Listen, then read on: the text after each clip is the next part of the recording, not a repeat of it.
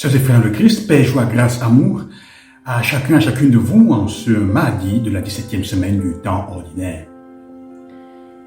Le texte d'évangile que nous écoutons aujourd'hui est la continuation de ce que nous avons lu il y a quelques jours où Jésus parlait de la parabole de la zizanie, la parabole du bon grain et du mauvais grain. Alors aujourd'hui, un de ses disciples nous dit, maintenant explique-nous ce que tu voulais dire. La parabole, nous l'avons écoutée, explique-nous maintenant le sens. Cette parabole nous pose un problème fondamental pour certains. On peut parler du problème du mal, du mystère du mal.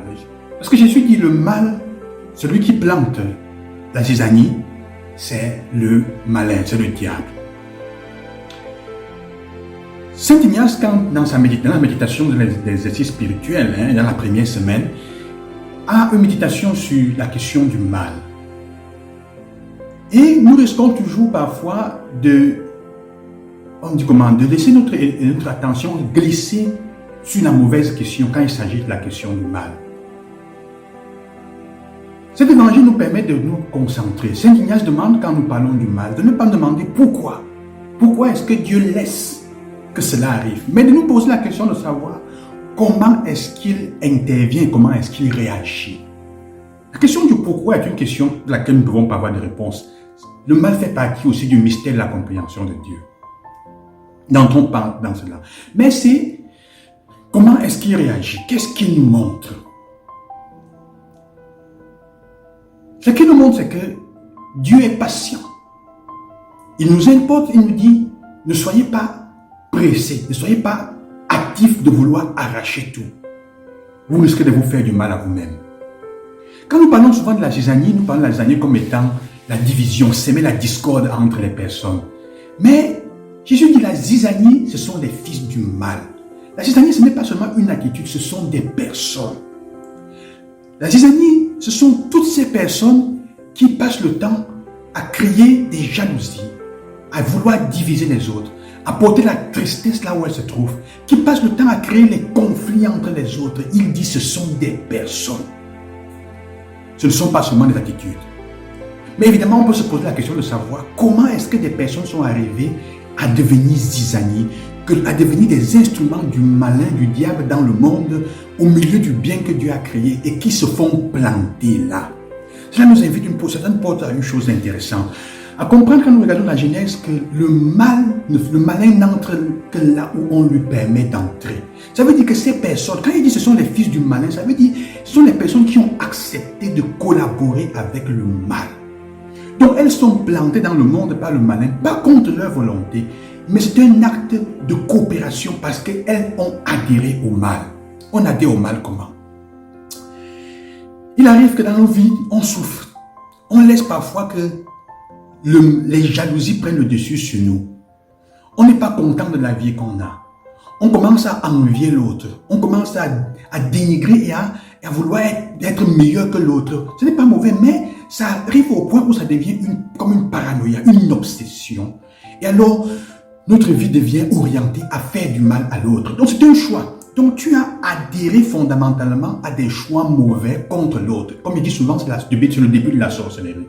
Parce qu'on va finir par chercher à faire du mal, à orienter toutes ces énergies à faire du mal. Alors, de cette façon, on devient zizanie. La zizanie qui est en nous, qui est née en nous, le malin qui a été planté dans notre cœur d'une manière ou d'une autre, parfois dans notre famille, même en grandissant, c'était une mauvaise habitude, nous les prenons, alors nous adhérons dans le temps et on commence à devenir des hommes et des femmes qui sont orientés, des cultivateurs de cette manière de faire.